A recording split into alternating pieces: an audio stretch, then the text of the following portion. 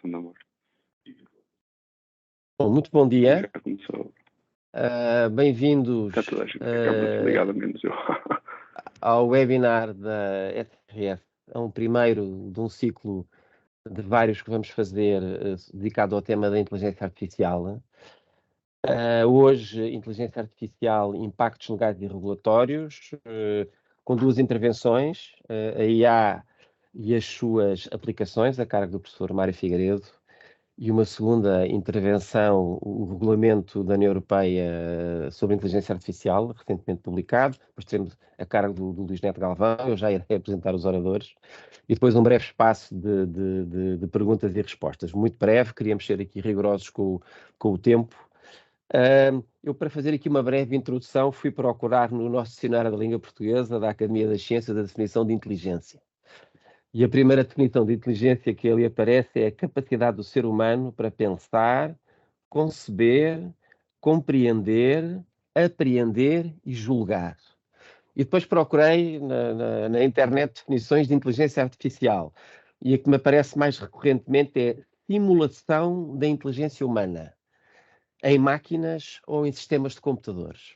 E, portanto, é um bocadinho sobre isso que vamos aqui ouvir falar agora brevemente hoje de manhã.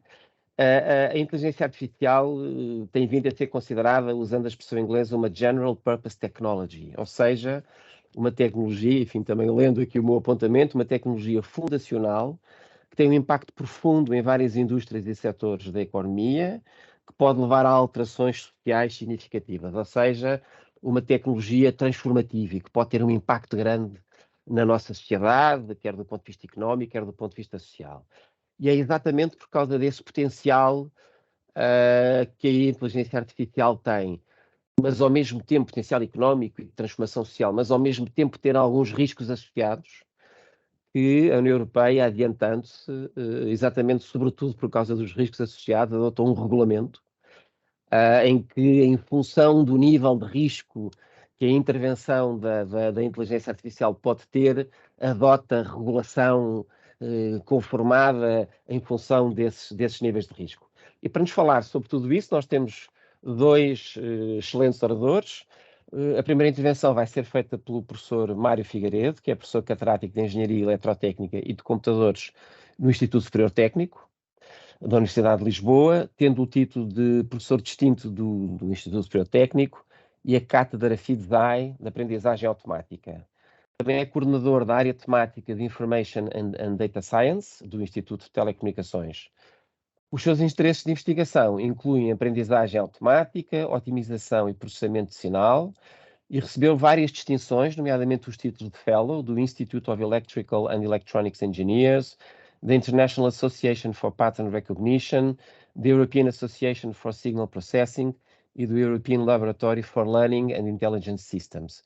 É membro da Academia Portuguesa de Engenharia e da Academia das Ciências de Lisboa. E o professor Mário Figueiredo irá falar-nos sobre a inteligência artificial e as suas aplicações. A seguir, falará o meu sócio Luís Neto Galvão, que é o sócio aqui na SRS Legal, responsável pela área digital, regulação e direito digital, engloba tecnologia, engloba telecomunicações, engloba mídia, e, portanto tem um percurso muito longo aqui, é consultor desde há bastantes anos do Conselho da Europa na área da privacidade e proteção de dados, foi membro do grupo de peritos da Comissão Europeia sobre contratos de cloud computing e está aqui, enfim, para além de outras funções, está aqui há muitos anos associado à área que eu identifiquei.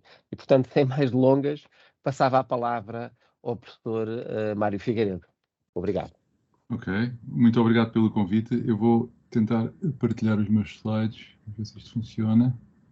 Então, bom dia, uma vez mais, obrigado pelo convite. Eu mudei ligeiramente o título, os slides estão em inglês, peço desculpa.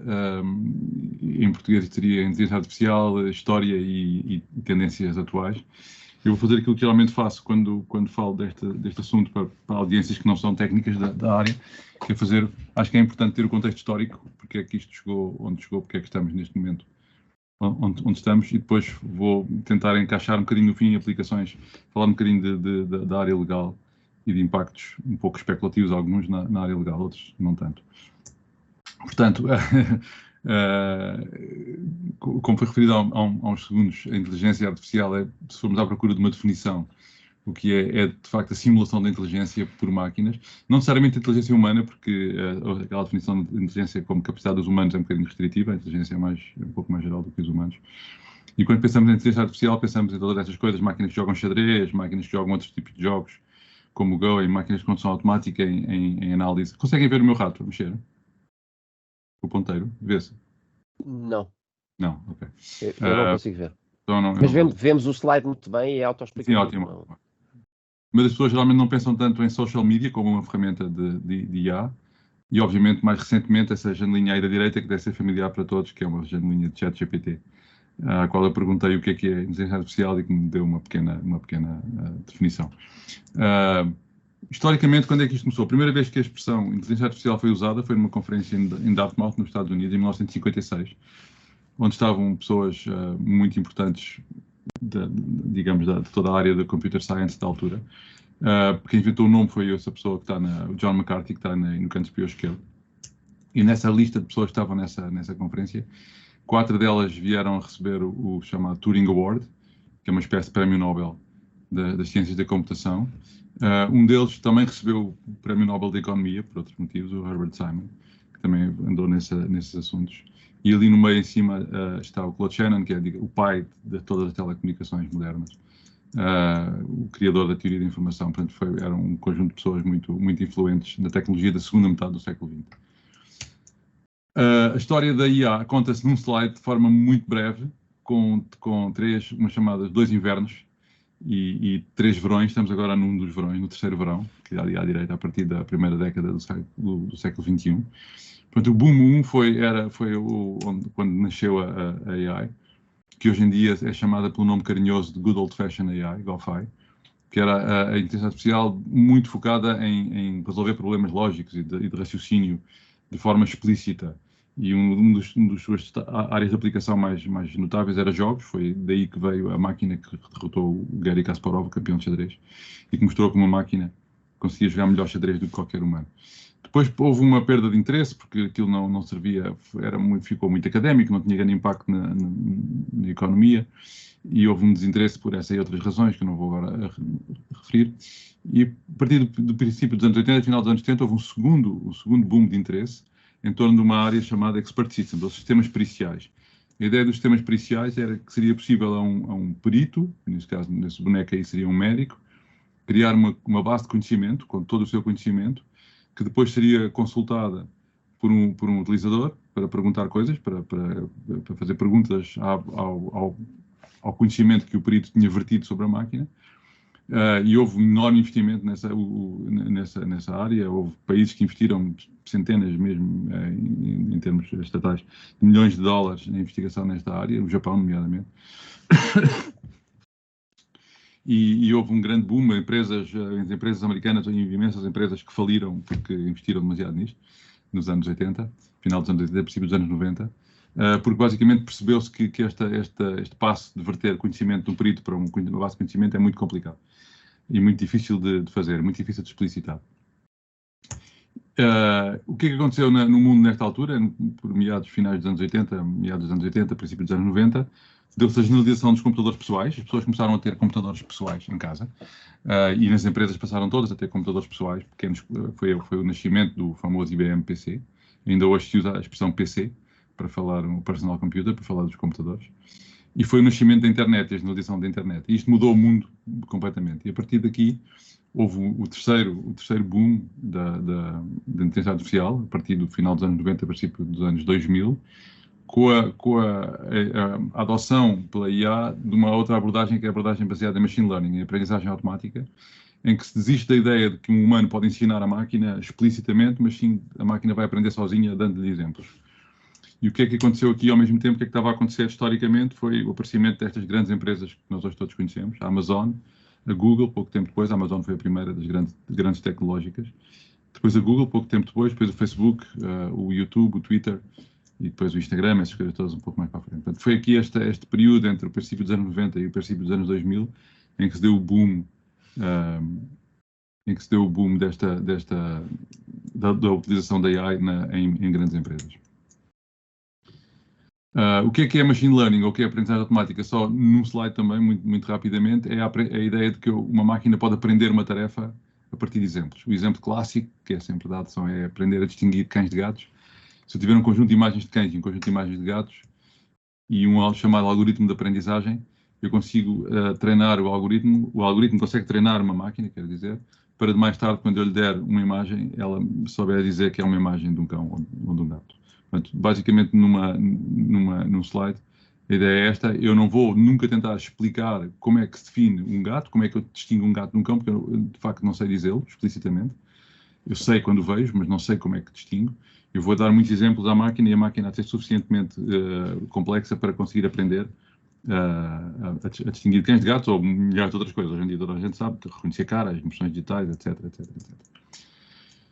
Saltando para o ano de 2022, portanto, 2 anos atrás, esta trend da inteligência artificial e da IA, estou aqui a falar num exemplo de um grande sucesso que não foi tão publicitado. Provavelmente todos vós ouviram falar, conhecem o ChatGPT, sabem que os computadores jogam melhor xadrez, o IA joga melhor xadrez do que qualquer humano, o Go, etc.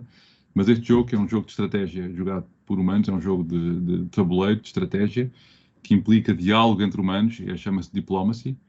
E no final de 22 foi publicado um artigo em que um grupo de investigadores mostrava que tinha desenvolvido uma máquina de inteligência artificial que jogava Diplomacy, que é um jogo provavelmente que será relevante para advogados, porque tem muito a ver com negociação e com criação de coligações. E uma máquina joga ao nível humano e é indistinguível de um humano a jogar este jogo. Portanto, quando os humanos não sabem se o que está do outro lado é uma máquina, se é um humano, continua sem saber se é uma máquina, se é um humano e joga a nível humano. Isso é um resultado muito interessante e que não foi muito publicitado, mas que me parece muito relevante. Porquê é que isto aconteceu? Qual é, digamos, o pano de fundo tecnológico e económico que permitiu que este crescimento da IA acontecesse nas últimas, digamos, 2 décadas? Quando procuramos este pano de fundo, geralmente é bom fazer esta coisa que é o follow the money. Onde é que está o dinheiro que está por trás disto tudo, porque estas coisas são todas muito caras. Eu gosto de começar por mostrar estes números. Estes são já do ano passado, portanto tem cerca de 2 anos, isto só cresce, não é? A população do mundo tem cerca de 8 bilhões de pessoas. Neste momento há qualquer coisa como 5,5 bilhões de utilizadores de smartphones, de telemóveis. Há cerca de 5 bilhões de utilizadores de internet e há cerca de hoje em dia já quase 5 bilhões de utilizadores de redes sociais. Portanto, isto é uma tecnologia que, como nunca nenhuma outra antes, tinha coberto o mundo todo, não é? E isto é uma rede, portanto, eu tenho acesso a qualquer pessoa em qualquer ponto, com qualquer um destes 5,5 bilhões de telemóveis, pode falar com a outra pessoa. De um destes outros 5,5 bilhões de telemóveis, pode mandar uma mensagem, uma imagem ou qualquer coisa. E as empresas que sustentam isto, não é? Têm acesso e as pessoas produzem e acedem quantidades de dados em escalas nunca antes vistas, não é? E quando por dados, eu obviamente quero dizer, peço desculpa, vídeos, fotografias, localizações, as compras que fazem, a tua atividade nas redes sociais, as suas preocupações médicas e de saúde, acesso à ciência, etc. Mas é uma quantidade de dados absolutamente inimaginável, que foi permitida ou que está associada a esta revolução tecnológica nos telemóveis. Isto é um pequeno retrato da evolução dos telemóveis desde o final dos anos 90, princípios dos anos 90 até a meados da década passada, mas hoje em dia estão mais ou menos assim. Quando os telemóveis tiveram uma revolução absolutamente notável, começaram por ser de facto telefones, hoje em dia também são telefones, mas essa é a menor das suas utilidades, tem muitas outras utilidades. A quantidade de dados que é gerada no mundo cresce exponencialmente, a quantidade isto são números absolutamente brutais, não é? Se virmos, e continua esta tendência, portanto, este número tem à esquerda, os 90% de todos os dados gerados no mundo foram criados nos últimos 2 anos, e isto é verdade porque é um crescimento exponencial, portanto, isto vai continuar a ser verdade enquanto o crescimento for exponencial. E, portanto, esta quantidade de dados que existe é uma coisa absolutamente incalculável. Uma parte muito significativa deles é essa barra cor-de-rosa, que está aí, que é o social media, outras coisas são sensores e dispositivos, Internet of Things, essas coisas todas. E dados de empresas em baixo. A azul e o verde é a Voice over IP, são as nossas chamadas telefónicas. Isto foi uma outra tecnologia que permitiu isto, ou 2 tecnologias que permitiram isto, foram o armazenamento, portanto, o custo de armazenamento de informação tem vindo a decrescer a um ritmo absolutamente incrível, não é? Hoje em dia, portanto, se olharmos aqui, por exemplo, para os anos 80, qualquer coisa como 1 megabyte de armazenamento custava qualquer coisa como $100, há 30 anos, à volta de $100. Hoje em dia nós nem pensamos nisso, não é? É basicamente zero. Ninguém pensa em espaço de armazenamento. Está abaixo de $0.001 por megabyte. Bastante abaixo. E, portanto, esta tendência de armazenar dados é basicamente grátis. É uma das coisas que permitiu esta inundação, este dilúvio de dados em que estamos mergulhados.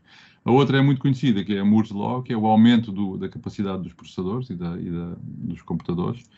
Uma vez mais, temos aí um crescimento absolutamente incrível. Em 20 anos, entre 95 e 2015, a capacidade de cálculo dos computadores aumentou 1 milhão de vezes, a custo constante. Não há absolutamente nada, nenhuma outra tecnologia que tenha tido um aumento deste género. Se os automóveis tivessem tido este crescimento, um automóvel hoje em dia custava €1, ou assim uma coisa, e gastava 1 mililitro de gasóleo aos 100 km. Portanto, são crescimentos tecnológicos absolutamente inacreditáveis. Isto tudo permitiu, portanto, todo este contexto de alta capacidade de cálculo, baratíssima capacidade de armazenamento, quantidades inacreditáveis de dados e uma rede de comunicação espalhada por uma enorme parte do mundo, criou uma mudança de paradigma relativamente aos conteúdos de mídia que existem à volta do mundo e aos conteúdos de informação.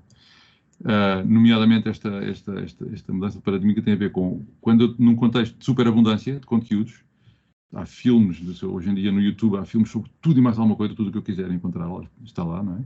É um bom exemplo. Portanto, o conteúdo em si perde valor. O que ganha valor é a capacidade de encontrar aquilo que eu quero. E então, a questão que se levantou e que foi brilhantemente resolvida, brilhantemente e com grande lucro pela Google, foi como é que eu posso monetizar a pesquisa, e a ideia foi publicidade. Eu tenho que associar à pesquisa publicidade e vender a publicidade associada às pesquisas. Quando a pessoa procura uma coisa, é sempre mostrar os anúncios. Os anúncios são vendidos pela Google num sistema de leilão automático, instantâneo. É um sistema muito sofisticado e muito interessante. Isto, obviamente, que as redes sociais têm seguem logo a seguiram a mesma ideia. Como é que se monetizam as redes sociais? Uma vez mais, publicidade. Isso é o que é feito no YouTube, no Facebook, no Twitter, etc. E essas empresas investiram tem essa barra aí à direita, esse gráfico aí à direita o quanto é que elas faturam em publicidade. Isto já são há uns anos atrás, mas são das dezenas de bilhões. O Facebook agora já cresceu bastante. E em baixo é a faturação em anúncios, em publicidade do YouTube, qualquer coisa como $12 bilhões. E finalmente uma outra área tecnológica que ganhou, que também usa maciçamente a inteligência artificial, que é os sistemas de recomendação e o comércio online. Isso já são números antigos à esquerda. Isto é uma coisa a mostrar que a Amazon é maior, tem uma marca de value maior do que todas as outras cadeias de retalho americanas juntas. Walmart, Target, Sears, etc. Portanto, esta mudança foi brutal. Estas empresas, para manter isto a funcionar e para pôr isto a funcionar, investem maciçamente nesta área, em inteligência artificial e na infraestrutura computacional que está por baixo. Portanto, temos aí os maiores gastadores em investigação e desenvolvimento do mundo neste momento, são essas grandes empresas. A Amazon gasta qualquer coisa como $40 bilhões, isto era número de 21, $40 bilhões em investigação e desenvolvimento. A Alphabet, que é a casa-mãe da Google, gasta qualquer coisa como perto de 30, etc. Só para pôr em perspectiva, o orçamento público português, toda a ciência, todo o ensino superior, é qualquer coisa como 5 bilhões, portanto, só a Amazon gasta 10 vezes mais. 9 vezes mais. Portanto, obviamente são realidades incomparáveis. Isto resume, esta utilização do IA é muito bem capturada neste livro, já tem uns anos, do Tim Wu, chamado The Attention Merchants, que a ideia de todo este negócio que está por trás disto é a captura da atenção para depois vender. E esse é, neste momento, de longe, o maior impacto da IA na sociedade e nas redes sociais. Agora vou dar um salto mais para a frente, vou dar um salto para 2 ou 3 anos atrás. Uma mudança de paradigma muito recente, que hoje em dia se chama, parece sob o nome de Foundation Models, embora acho que eu não concordo muito com este nome. A ideia é que eu vou tentar, se eu quiser resolver um problema em que preciso de muitos dados, e precisava que estes dados fossem catalogados por humanos, isso é muito caro. Se eu quiser, obviamente, nesse exemplo que eu dei há pouco, distinguir gatos de cães, para ter um conjunto de imagens de gatos e um conjunto de imagens de cães, preciso de humanos que digam isto é um cão, isto é um gato. E isso, em certos contextos, é extremamente caro. Os Foundation Models, o que fazem é fazer, digamos, um shortcut, criar um problema que é um problema, de facto, o qual eu não estou muito interessado, mas que serve para treinar a máquina para depois vir a fazer outras coisas. E o exemplo clássico é aquele que é usado nos modelos de linguagem, que estão por trás do ChatGPT e desses tipos de modelos, que são pegar num conjunto de dados bastante grande e criar um problema falso de aprendizagem, que o que eu faço é tapo palavras, aleatoriamente, e peço ao sistema que tente prever qual era essa palavra. E como a palavra foi tapada automaticamente por um programa de computador, eu não preciso de um humano para me dizer qual é a palavra. Eu basta-me destapar a palavra e sei qual é a palavra que lá estava. Portanto, eu consigo criar um sistema de aprendizagem supervisionado, em que a supervisão já lá estava, e chama-se aprendizagem autossupervisionada, ou self-supervised learning, em inglês. E com base nisso crio um chamado modelo de linguagem, que é aquilo que neste momento está a dar o grande brado, que está por o GPT-4, ChatGPT, que é um sistema que sabe prever as palavras que vêm a seguir, ou sabe prever palavras que eu tapei num texto. E faço isto com bilhões e bilhões e bilhões e bilhões de páginas de texto, basicamente tudo que está na internet pública, todos os livros, tudo. E depois, finalmente, se eu quiser afinar, se eu quiser aplicar agora este modelo a um tópico específico, digamos, biologia, neste caso, o que eu vou fazer é pegar neste modelo e agora pego só em textos de biologia e faço um fine-tune, faço um ajuste fino do modelo para ele se especializar em biologia. Isto é uma boa analogia, é que é mais fácil ensinar, sei lá, direito ou biologia a uma pessoa que sabe ler e que já leu muitas coisas e que conhece bem a linguagem e que conhece toda a cultura que está por trás, do que ensinar só biologia a uma pessoa que nem ler sabe. Portanto, eu primeiro construo uma máquina que sabe ler, que conhece a linguagem, que sabe muitas coisas e depois vou afiná-la para uma determinada tarefa específica.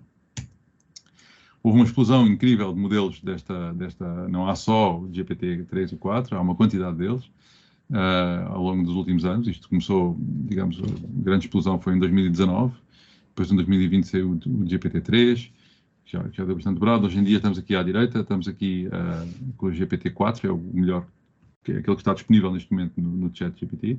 Também há o Bard da Google, há muito está aqui em cima também. Há muitos outros, mas há muitos. Né? A China também tem alguns. Há uns que são open source, que as pessoas podem fazer download e utilizar. Portanto, há uma explosão de interesse nesta área.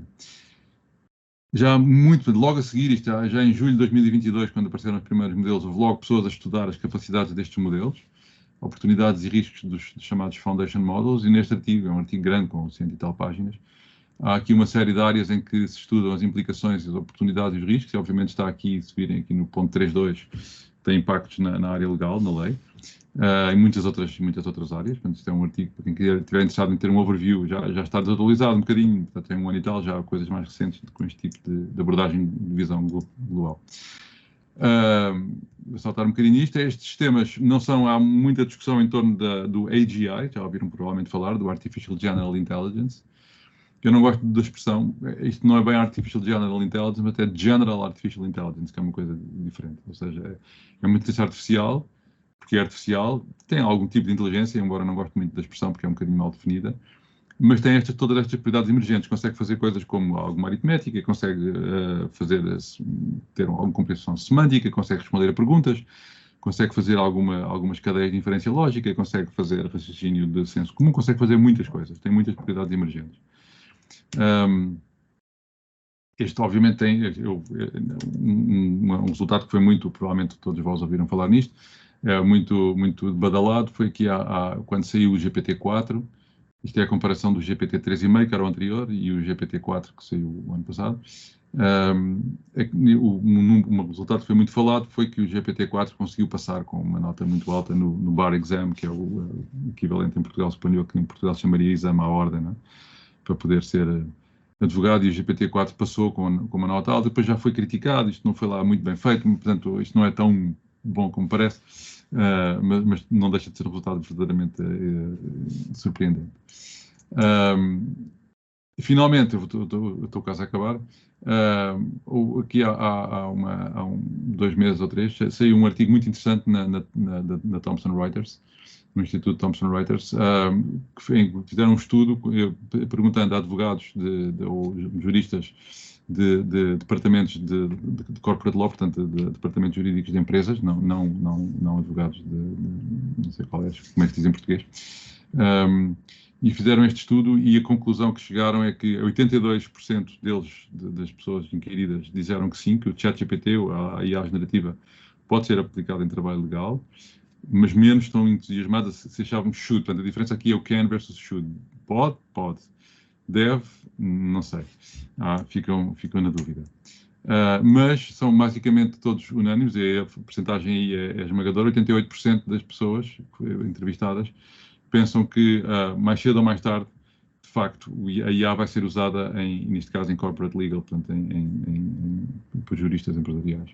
O que muda é a escala de tempo. Há 19% das pessoas dizem que já está a usar,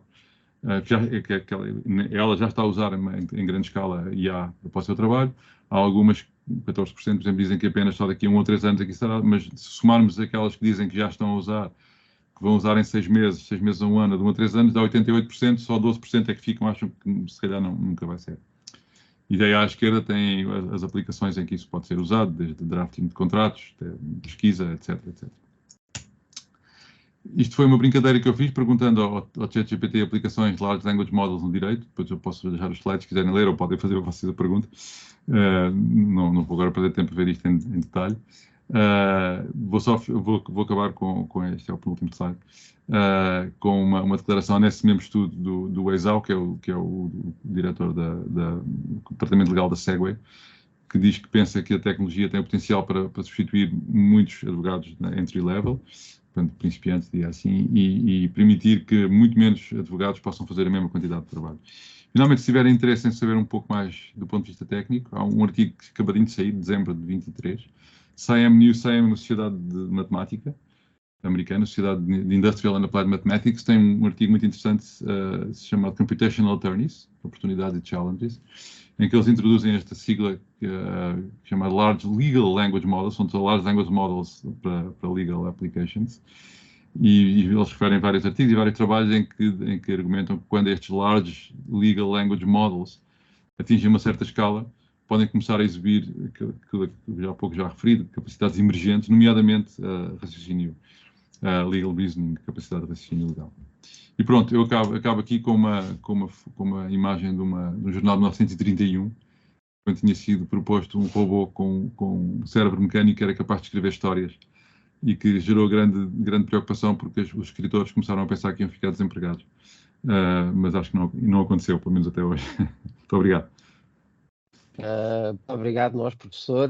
Não aconteceu, mas enfim, ali em Hollywood, recentemente tivemos aquela greve dos argumentistas. Sim, isto é exatamente, em torno disto. Eu ia agora convidar o Luís Neto Galvão a fazer a sua intervenção e ia só recordar à nossa audiência que têm depois o Q&A disponível para se quiserem fazer alguma pergunta, colocando por escrito, para no final vamos ter um brevíssimo período para perguntas, se quiserem para colocar aí. Muito obrigado, Luís.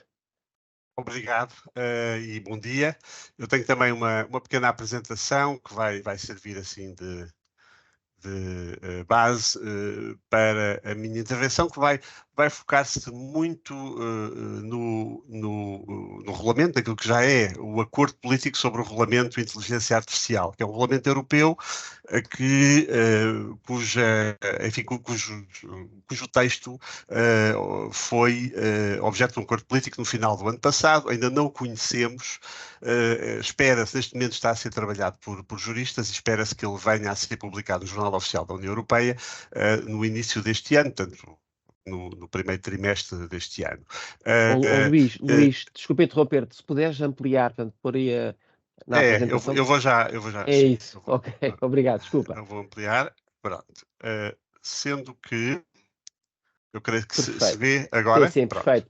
Pronto. Sendo que está também em curso a adoção de uma diretiva, portanto é uma outra abordagem em matéria que adapta o regime da responsabilidade civil extracontratual aos fornecedores de sistemas de IA, mas cujo texto ainda não, enfim, está longe de estar assente e, portanto, não vou abordar. Vou-me focar aqui nesta abordagem europeia, que é uma abordagem, enfim, tem-se debatido se a Europa é relevante ou não nesta matéria, face a iniciativas dos Estados Unidos e de outros, enfim, e de outros países. Eu creio que sim, dado o peso económico da União Europeia. Este regulamento, que é um regulamento com uma abordagem específica, é um regulamento que, como vemos, no fundo, ele foca-se muito numa lógica de segurança do produto e do serviço de inteligência artificial, produto que incorpora inteligência artificial. Ele tem regras relativas à colocação no mercado, à proteção dos utilizadores, impõe a proibição de certas práticas de inteligência artificial. Ele também estabelece requisitos específicos para certo tipo de sistemas de inteligência artificial com risco elevado, e depois tem regras que são muito importantes em matéria de transparência, no que toca, enfim, à percepção das pessoas sobre a utilização da inteligência artificial e também sobre a percepção do funcionamento do sistema em si. Portanto, esta obrigação de transparência é uma obrigação muito importante. E depois, claro, tem também um regime de fiscalização e de vigilância no mercado, também um regime de marcação CE, no fundo muito semelhante àquilo que é a lógica dos produtos como brinquedos, automóveis, enfim, eletrodomésticos. Segurança do utilizador é muito uma tónica deste regulamento, mas dizia eu, ele vai ter um impacto, creio eu, mundial, um bocadinho semelhante ao que aconteceu com o RGPD, porque ele não se aplica apenas a fabricantes e utilizadores de inteligência artificial aqui no espaço da União Europeia, como também a outros fabricantes e utilizadores na perspectiva de clientes de inteligência artificial, quando o resultado produzido por essa utilização e essa fabricação das aplicações tenha um impacto, seja produzido, esse impacto ocorra no seio da União Europeia. Portanto, estamos aqui a abranger desde já todos os chats GPTs, os BARDs e outras aplicações de inteligência artificial que, enfim, têm origem nos Estados Unidos. Portanto, ele é claramente uma abordagem focada, mas muito influente a nível mundial. E tem, desde logo, uma definição de inteligência artificial bastante ampla e tecnologicamente neutro, o que é importante. Portanto, não se quis aqui prejudicar também por esta via a evolução tecnológica. No fundo, que quisemos abarcar a aprendizagem automática, por exemplo, utilizações como programas de inferência e indução, modelos de linguagem, as abordagens estatísticas, métodos de pesquisa, mas não se quis, de facto, criar um sistema demasiado intrusivo e que prejudicasse enfim, a evolução tecnológica. E desde logo, enfim, nessa perspectiva, criou-se, portanto, um regime que proíbe certas práticas, aquelas que representam um risco claro para os direitos fundamentais dos cidadãos. Depois, no fundo, criou-se uma outra camada de regulação, esta sim, portanto, aqui são sistemas permitidos, aqueles de risco elevado, mas que têm um grau elevado de regulação, enfim, de regras, de imposições. Depois temos as aplicações de risco limitado, que estão sujeitas a menos obrigações, sobretudo obrigações em matéria de transparência e deveres de informação. E depois aquelas aplicações que sendo de risco mínimo, estão livres de regulação, como esta que vamos analisar de seguida.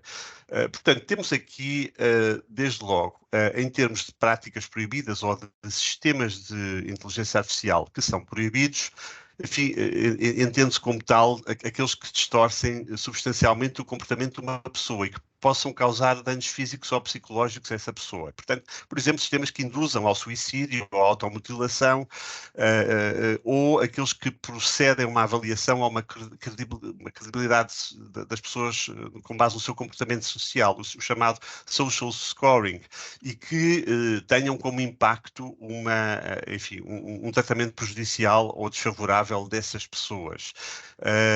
E também aquelas que procedem a uma identificação biométrica à distância. No fundo, a biometria, aquela imagem da China com as câmaras omnipresentes, em que há uma verificação biométrica, ou seja, uma identificação unívoca das pessoas em tempo real, em espaços que são acessíveis ao público, para manutenção da ordem pública. Bem, não se pense que com isto está proibida a sua utilização pelas forças de ordem pública, as forças policiais, mas ela deve ser regulada e, enfim, utilizada apenas quando estritamente necessária e para alcançar um conjunto de objetivos que, enfim, estão definidos na lei.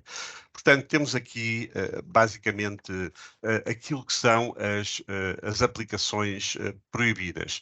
Depois, no que toca ao risco elevado, bem, aplicações de inteligência artificial com risco elevado, elas são enumeradas no anexo do regulamento, que é o anexo 3. Poderá ter havido, entretanto, também algumas alterações, porque, no fundo, temos um acordo político, não temos ainda o texto definitivo, que está a ser trabalhado por juristas, sobretudo, neste momento, e, portanto, não o conhecemos ainda. Mas, enfim, antecipamos já, enfim, todas aquelas utilizações e todos aqueles sistemas que têm riscos para a saúde e para a segurança das pessoas, como, por exemplo, dispositivos médicos, inteligência artificial aplicada aos automóveis, aos brinquedos, a aviões, o credit scoring, ou a avaliação de crédito, ou também aplicações na área de recursos, gestão de recursos humanos, na área da contratação também, por exemplo. Todas essas são consideradas de risco elevado, o que significa que vão ter, enfim, um nível superior de regulação. Desde logo, em matéria de documentação. Portanto, os fabricantes e os sistemas de risco elevado têm que ter, desde logo, um conjunto de documentação associada, quer instruções quanto à sua utilização muito claras, como também sistemas de gestão de riscos. Também ainda requisitos no uso dos dados para treino e para a documentação técnica. Portanto, por um lado, para treino do algoritmo, há um conjunto de requisitos que lhes são aplicáveis e a documentação técnica deve ser suficientemente detalhada para que os utilizadores, isto é, as empresas e outras organizações que subscrevam estes serviços, possam, no fundo, utilizá-los de acordo, enfim, com a segurança que é exigida. Isto porquê? Porque depois haverá também responsabilidade dos utilizadores, ou seja, as organizações, as empresas que não utilizem a inteligência artificial no seu dia-a-dia com o respeito inequívoco das regras e da documentação técnica associada, estão sujeitas à responsabilidade. E, desde logo, a responsabilidade contra a ordem nacional, a coimas, a multas. Portanto, é muito importante informação clara do fabricante e o seu cumprimento estrito pelos utilizadores. Depois também, enfim, é muito importante, eu já tinha referido, garantir a transparência na prestação de informações aos utilizadores de sistemas de risco elevado. E depois, claro, uma exigência quanto a estes sistemas, deve ser possível a supervisão humana destes sistemas. Eles não podem funcionar em espiral, eles não podem ser, enfim, um computador de 2001, Odisseia no Espaço, que pura e simplesmente ganha vida própria. Portanto, há o requisito aqui da supervisão humana.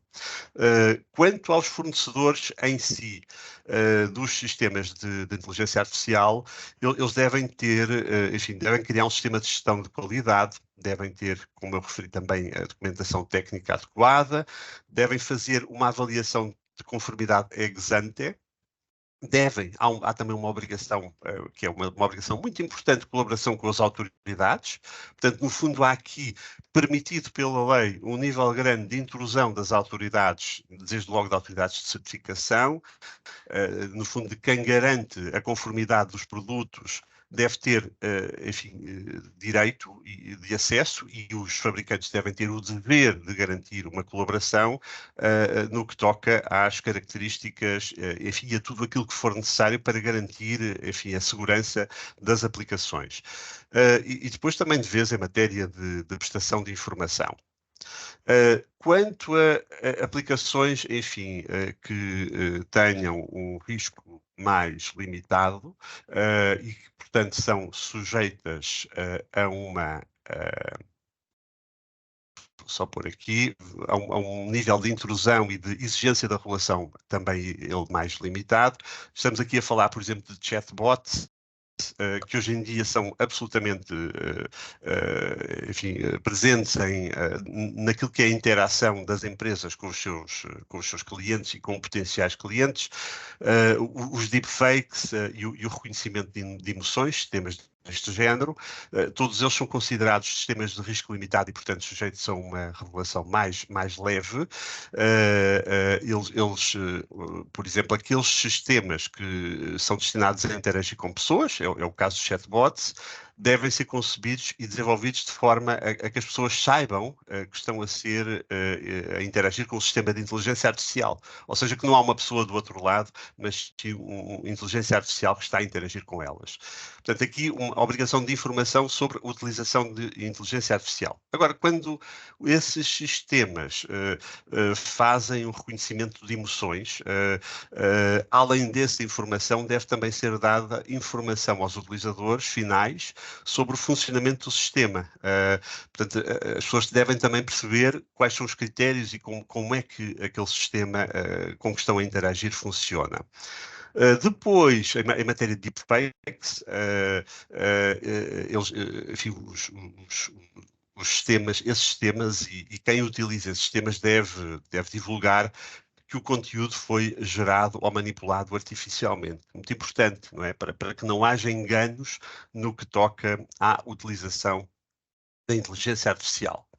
Em matéria de regulação, foi criado mais um regulamento europeu, um regulador europeu, aliás, que é o Comitê Europeu para a Inteligência Artificial, com representantes dos Estados-membros e que, no fundo, vai fazer uma coordenação genérica entre os vários Estados, no que toca à aplicação uniforme deste regulamento. Portanto, a opção do regulador por um regulamento foi a de ter uma mesma lei idêntica aplicada em todos os países, embora depois haja, enfim, especificidades locais que são adaptadas, enfim, que são tidas em conta, porque o sistema prevê também a existência de autoridades nacionais competentes em matéria de IA. Por exemplo, durante a presidência espanhola, a Espanha aproveitou para criar o primeiro regulador de inteligência artificial em La Coruña, ou A Corunha. Enfim, ficou esse o marco, de facto, de uma iniciativa que foi, enfim, antes de todas as outras, no fundo, a Espanha já marcou, enfim, a importância do tema, ainda antes de ter um texto para aplicar, ainda antes de o próprio regulamento estar em aplicação. Em matéria, enfim, também é relevante, em matéria de coima, temos coimas épicas, que podem ascender aos 35 milhões de euros, ou 7% da faturação anual, quando sejam utilizadas, quando se façam utilizações, quando se usem sistemas que são proibidos, aqueles que eu referi no início, enfim, e depois, em regra, outras infrações estarão sujeitas a coimas até 15 milhões. Muito importante aqui ressalvar este facto, que não foi tido em conta no caso do RGPD, e é algo que lhe é apontado, algo negativo que lhe é apontado, aqui no caso do regulamento IA, muito na perspectiva de se fomentar a inovação tecnológica e o desenvolvimento de projetos por, enfim, pequenas empresas, está prevista a possibilidade e o dever, aliás, dos Estados-membros criarem, enfim, coimas e um regime de infrações mais benévolo ou menos impactante relativamente a PMEs e a startups. Portanto, estas empresas vão ter um regime um bocadinho menos impositivo deste ponto de vista das coimas. Vamos ter aqui o texto, esperamos, como eu referi, pronto para publicação e publicado idealmente, admito, no primeiro trimestre deste ano. Temos depois um prazo de 2 anos até ao início da aplicação e durante um ano, enfim, até um ano após a publicação em jornal oficial, os Estados-membros devem também conformar, isso é algo que foi importante no caso por exemplo, fazendo o paralelo com o RGPD, houve também que existir uma intervenção legislativa para a adaptação do sistema sancionatório. Aqui também está previsto isso. Os Estados-membros vão implementar, do ponto de vista legislativo, o sistema sancionatório no prazo de um ano, a contar da publicação em jornal oficial. Mas, basicamente, também, enfim, de referir que aqui nós temos ainda enfim, normas aqui no regulamento relativas à avaliação de conformidade, que é feita por organismos específicos, normas em matéria de certificação, em matéria de marcação CE, e também, e não menos importante, medidas de apoio à inovação tecnológica em matéria de IA. Eu queria terminar dizendo o seguinte: nós temos este regulamento agora, vamos ter uma diretiva relativa aos aspectos da responsabilidade civil extracontratual de fornecedores de sistemas, mas é muito importante ter em conta que há outros impactos que não constam do próprio regulamento, mas que a utilização de IA vai ter na nossa vida e já está a ter, e obrigações também a esse nível que já são aplicáveis. Enfim, vamos tentar também desenvolver este tema em futuros webinars, quer em matéria de propriedade intelectual. Porquê? Porque por causa do treino do algoritmo e enfim, da possível utilização de obras sujeitas, que estão protegidas por direito de autor, em matéria de acesso a segredos de negócio, em matéria, um impacto muito grande nas relações laborais. O próprio regulamento vai ter um impacto enorme, mas hoje em dia a utilização de sistemas de inteligência artificial, que é já um facto, envolve trabalhadores, porque os trabalhadores interagem com elas e no fundo, estão sujeitos também já à inteligência artificial.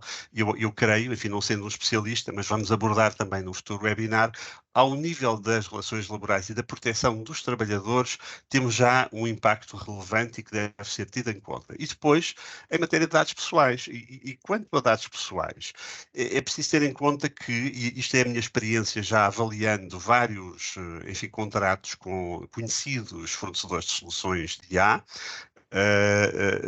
estes contratos muitas vezes não garantem uma proteção contra uma utilização abusiva de dados pessoais para treino do algoritmo. Não é muitas vezes evidente que essa proteção consta dos contratos. Contratos, em geral, são claros, enfim, não quero aqui abranger todos, mas não são suficientemente protetores enfim, dos interesses dos seus utilizadores, dos seus clientes, que são eles próprios responsáveis pelo tratamento de dados pessoais. Em matéria de avaliações de impacto, porque em geral a utilização de sistemas de inteligência artificial deve obrigar, são sistemas inovadores que em geral e tem um impacto, constitui um elevado risco para os direitos e liberdades das pessoas e, portanto, devem ser organizadas avaliações de impactos que têm uma metodologia própria e, portanto, não esquecer isso é fundamental, essa realização. E depois, quer em matéria de confidencialidade, quer em matéria de qualidade contratual, os contratos, não apenas os acordos de tratamento de dados, mas os contratos em si, devem ter garantias adequadas para os clientes que são eles próprios responsáveis por muitos dados dos seus trabalhadores e dos seus clientes. Esses contratos devem ter regras, enfim, protetoras em matéria, desde logo, de acessibilidade ou disponibilidade. Os contratos em si, de fornecimento do serviço de IA, devem ter uma qualidade adequada, porque isso é uma obrigação dos clientes, desde logo, relativamente aos titulares dos dados que estão à sua responsabilidade. E, portanto, eu queria sublinhar isso como tónica final da minha intervenção. Enfim, e já estamos talvez a ultrapassar o tempo e por isso eu termino por aqui agradecendo a vossa atenção.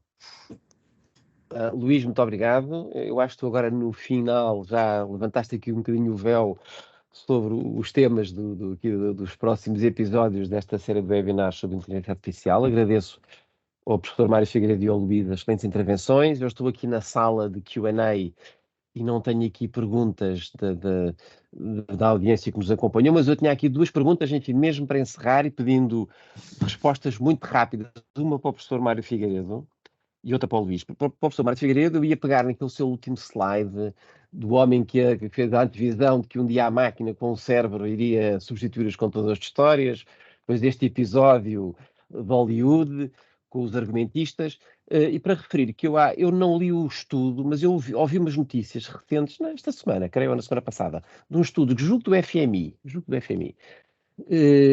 de o impacto que a inteligência artificial vai ter em determinadas profissões, sobretudo nas profissões de maior exigência intelectual, e portanto que a previsão de substituição no exercício dessas previsões, ou enfim, no desempenho dessas funções, substituição da máquina ou das pessoas pela máquina, era muito elevada. Portanto, estamos a falar de profissões que exigem uma elevada qualificação académica, intelectual, por exemplo, professores universitários, advogados, etc.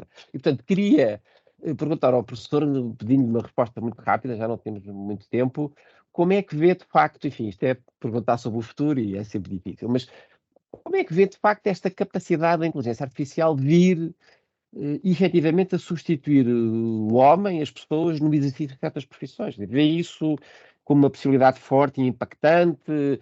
Nunca seremos substituídos e será sempre precisa a nossa intervenção? Isto depois já se liga um bocadinho com algumas coisas que o Luís disse, supervisão, etc. Mas como é que, enfim, pedindo uma resposta rápida, como é que o professor vê? Rapidamente, a previsão, como dizia o outro, previsões são difíceis, especialmente acerca do futuro. E, portanto, eu acho que vai haver alguma substituição, mas não total, por várias razões. Uma delas é a questão legal, não é? Que é a questão da responsabilidade pela tomada de decisão, não é? Mesmo portanto, em tarefas rotineiras, mas que exigem conhecimento, que exigem uma carga, que tem uma carga cognitiva elevada, formação, conhecimento, etc., mas que sejam relativamente rotineiras, eu acho que é muito fácil haver uma substituição. Por exemplo, redigir um contrato que é chapa 3, que é habitual, isso. Provavelmente depois no fim precisa de um retoque e de uma validação por um humano.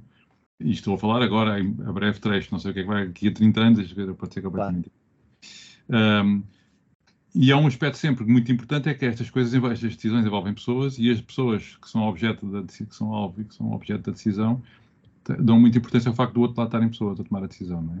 E às vezes eu costumo repetir uma coisa que é, nós sabemos há 20 anos ou 30 que os computadores jogam melhor xadrez do que qualquer humano. No entanto, não há campeonatos de computadores, mas ninguém toma atenção nenhuma, campeonatos de computadores de xadrez, mas no entanto continuam a aparecer nas notícias quando o Magnus Carlsen ganha um jogo e é um humano. E ele é derrotado por qualquer computador, de médio para cima, derrota qualquer humano. Os humanos têm um interesse muito grande noutros humanos, a coisa que mais interessa aos humanos são os outros humanos. E, portanto, vai haver sempre essa parte. E na parte da criatividade, que era um bocado mais ou menos aí em parte, também houve este conflito, esta questão lá dos escritores em Hollywood, para escrever more of the same, quando o estilo já está lançado, quando já há uma série que já se sabe qual é o estilo, quais são as piadas típicas, provavelmente é possível pôr uma máquina daqui a uns anos a gerar texto, e hoje em dia já é possível. Mas a criação de uma coisa verdadeiramente nova, que nunca ninguém viu, provavelmente por enquanto, não estou a dizer que não seja possível no futuro, mas para já acho que ainda estamos um bocadinho longe disso. Está bem, muito obrigado. Luís, muito rapidamente também, tu identificaste os diferentes tipos de risco que influenciam depois os diferentes níveis de regulação, identificaste as aplicações que eram absolutamente proibidas e a seguir falaste nas aplicações de risco elevado, ou seja, já é possível ter aplicações nessa área, só é de risco elevado e exige uma regulação maior. Não sei se queres só identificar algumas áreas, falaste num anexo, etc., identificar algumas áreas só para termos mais luz sobre este risco elevado. Certo, isso está previsto no anexo 3, o anexo 3º do regulamento, e estes sistemas de risco elevado são aqueles que envolvem biometria, por exemplo, sistemas também muito importantes, sistemas de gestão e funcionamento de infraestruturas críticas. Eles devem ter, de facto, o nível de regulação mais elevado de todos, em matéria de educação e de formação profissional. E também de recrutamento, como eu disse há pouco, em matéria de gestão de trabalhadores, de acesso ao emprego e avaliação das pessoas. Portanto, sempre que houver avaliação de candidatos em entrevistas ou testes, e admito também na própria avaliação ao longo da vida profissional do trabalhador, todos eles são considerados de risco elevado. Já agora também o credit scoring, portanto a avaliação da capacidade de endividamento, é uma aplicação com risco elevado, e depois mais em matéria de soberania, enfim, a manutenção da ordem pública e o controle de fronteiras. Portanto, todas estas aplicações concretas estão sujeitas àquele nível mais elevado de regulação. Muito bem. Muito obrigado, Luís. Eu acho que, enfim, chegamos ao fim do nosso tempo. Muito obrigado, professor Mário Figueiredo, e muito obrigado, Luís. Acho que foram duas intervenções muito elucidativas. Espero que quem nos esteja a acompanhar tenha apreciado e tenha gostado. E como referi no início, este é o primeiro de uma série de webinars que estão a ser organizados aqui pela SRS Legal sob a batuta do Luís Neto Galvão, e rapidamente, muito brevemente, vamos ter notícias sobre o próximo webinar que nesta área vamos organizar. Muito obrigado a todos e muito bom dia a todos. Obrigado. Bom dia. Obrigado. Obrigado.